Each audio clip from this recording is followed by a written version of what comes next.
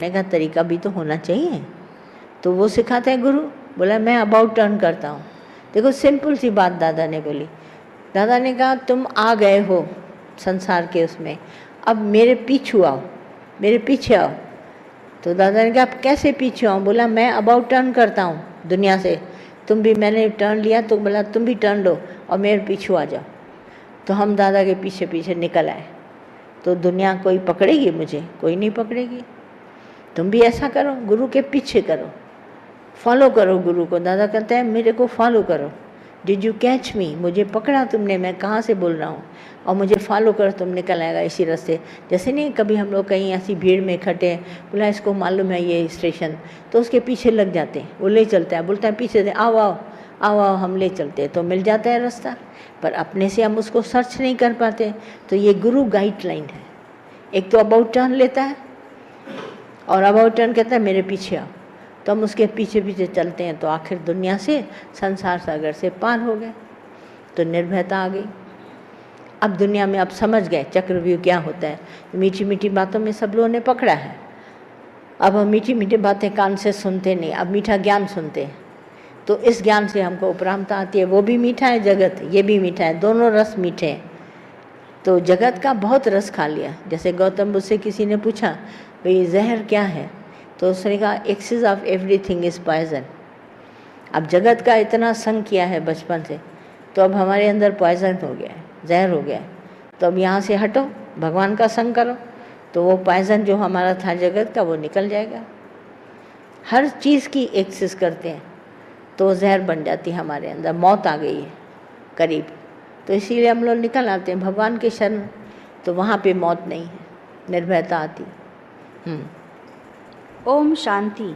परमात्मा हम दोनों की साथ साथ रक्षा करें, हमारा साथ साथ पालन करें, हम साथ साथ विद्या संबंधी सामर्थ्य प्राप्त करें, हमारा अध्ययन किया हुआ तेजस्वी हो, हम द्वेष न करें। हाँ देखो, कहते हैं अध्ययन जो हमने किया है ज्ञान में, वो तेजस्वी बने। जैसे दिया तो जला, पर वो इतना धीमा जल रहा है कि अंधेरा नहीं जा रहा है। दिया ऐसा तेज जले कि हमारा अंधेरा चला जाए।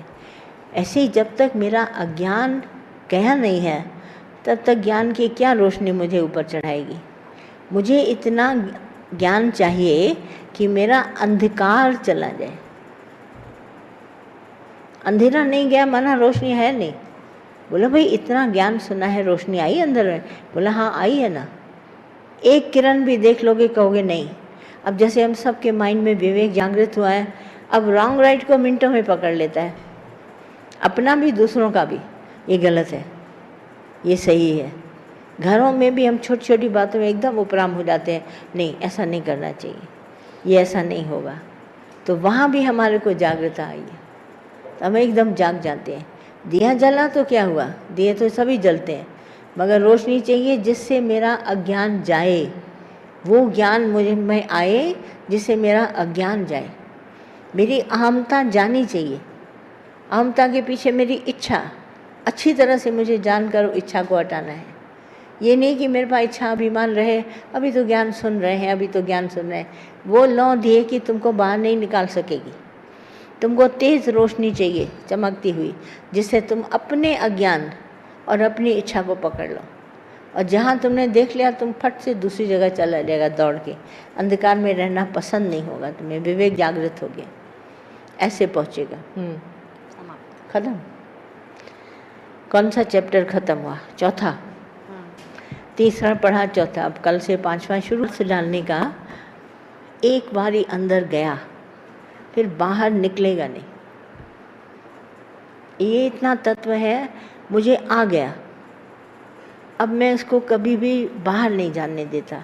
अनुभव जागृत होता है, सूक्ष्म ज्ञान से हमारा अनुभव जागृत होता है, क्या सच है क्या झूठ है। एक बार ये ज्ञान अंदर आ गया, बोला अब तो मैं पूरी तरह से समझ गया, अब मेरा ये बाहर ज्ञान जाएगा नहीं।